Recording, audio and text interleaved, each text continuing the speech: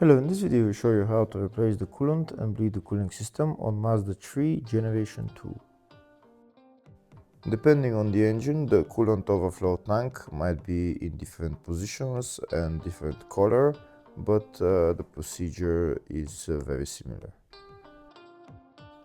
First, this is the filler cap. First we're going to remove the filler cap, that's where we're going to fill the coolant from, and this is the coolant overflow tank for this engine. Before draining the coolant, first we're going to remove the coolant filler cap. Next we're going to go underneath the car and show you how to drain the coolant.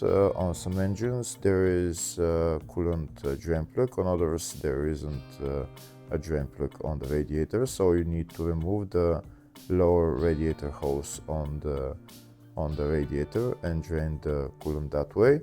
This is the hose that comes from the radiator, so you can remove that clamp on this side and just drain the coolant from there on this engine. Once the coolant is drained, next we're going to start filling coolant into the system. This is the coolant that I'm using, FL22. So we're going to fill the coolant until it reaches, until it goes all the way to the top. Here where we fill the coolant, this is not a coolant tank, we fill the coolant directly into the radiator. So unlike the coolant tank where there is a minimum and maximum level, here you fill the radiator all the way to the top. And afterwards we're going to look at the minimum and maximum level at the coolant overflow tank. So we continue to fill coolant until it goes up all the way, and then afterwards you're going to see how there is going to be air bubbles coming out, and the coolant level will drop down. So we'll continue to fill until there is no more air bubbles.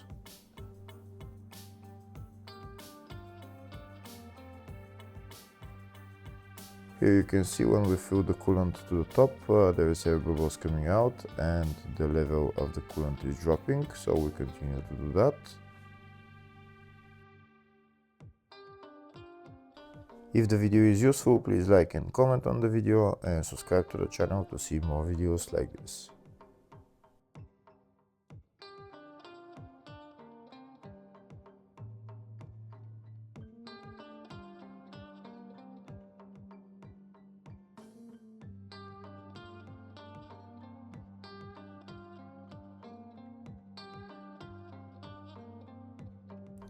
Here you can see we continue to fill the system with coolant. There is still more air bubbles coming out and the coolant level is dropping, so we continue to do that. And now we're going to open the coolant overflow tank and fill coolant just above the minimum level.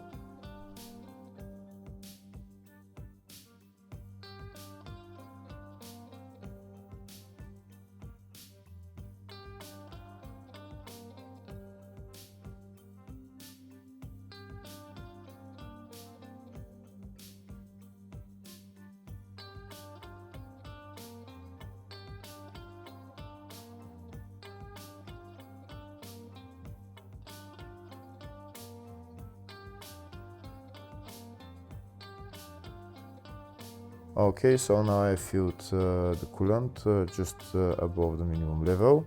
Next I'm going to press the upper radiator hose as well, and I'm going to continue to fill some coolant into the radiator.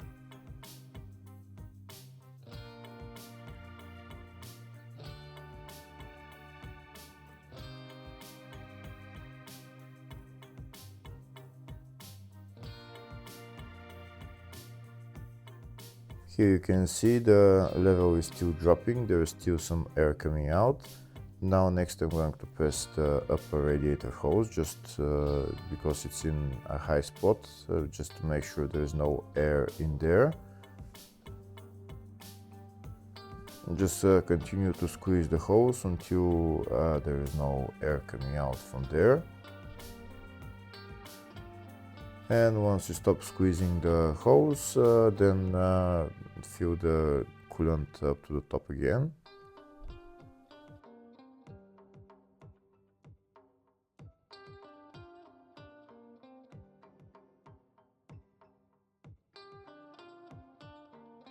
Then repeat the procedure, squeeze the upper radiator hose again, and then fill it up all the way to the top. And then we're gonna go inside the car and start the car.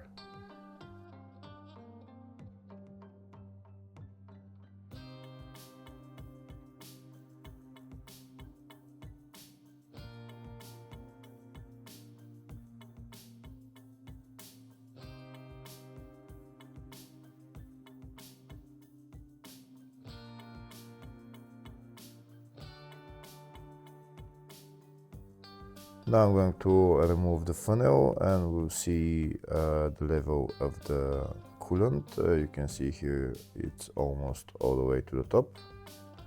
Now we go inside the car, turn the ignition on and don't start the car just yet. Go to the heater and turn the heater to the maximum temperature.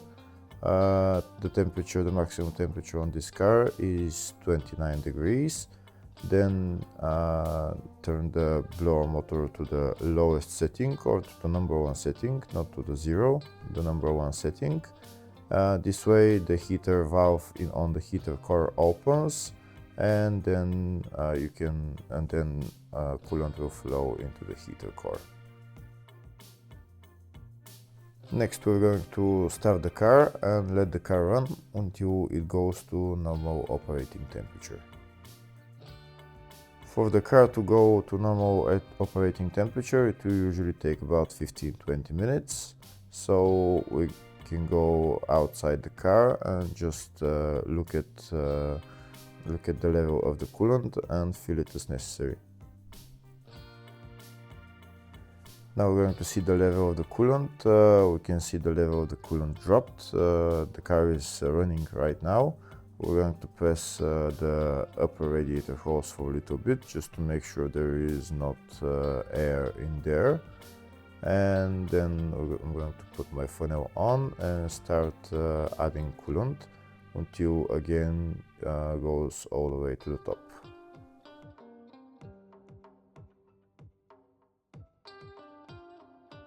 Here you can see now it's all the way to the top and there is less bubbles coming out, but there are still some bubbles coming out.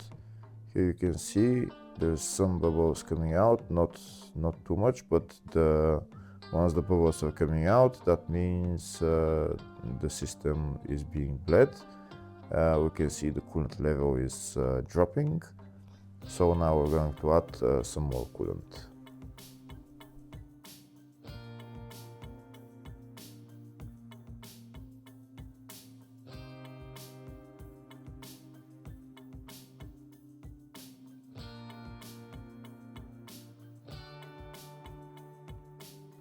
Now we can see that when we add coolant, there is no more air bubbles coming out, so that means the system has almost been bled all the way. There's still some coming out, but not too much. Now I'll show you the level of the coolant in the overflow tank.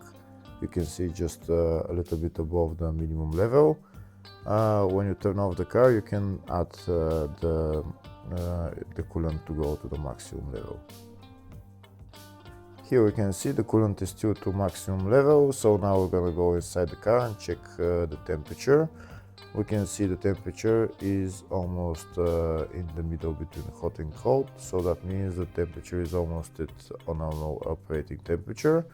Next we're going to rev the engine for maybe a minute or two, just to help it warm faster. Just hold the RPM to around 2000 RPM, just for maybe 30 seconds, minute and a half, depends on how fast the car will warm up. Once the car warms up, then the heater should start blowing hot air. If the heater starts blowing hot air, that means the coolant system has been bled. I'm going to turn up the heater blower motor, and I will wait for the hot air to start coming out. Once the hot air starts coming out, that means the system has been bled, and then we can turn off the car. In my case, there is hot air coming out, so that means I can turn off the car and just add coolant as necessary into the radiator. First, I'll add coolant into the coolant overflow tank, just do it to the maximum level, and then I'm going to add coolant into the radiator.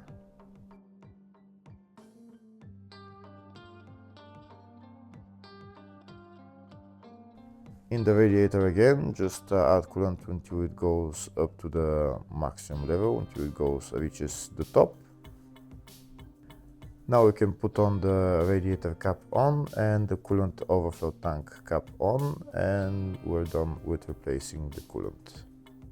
After the car becomes cold, check the level of the coolant again and add as necessary. Next I'll show you the bleeding procedure in the service manual. Hopefully the video was helpful. Please like and comment on the video and subscribe to the channel. Thank you.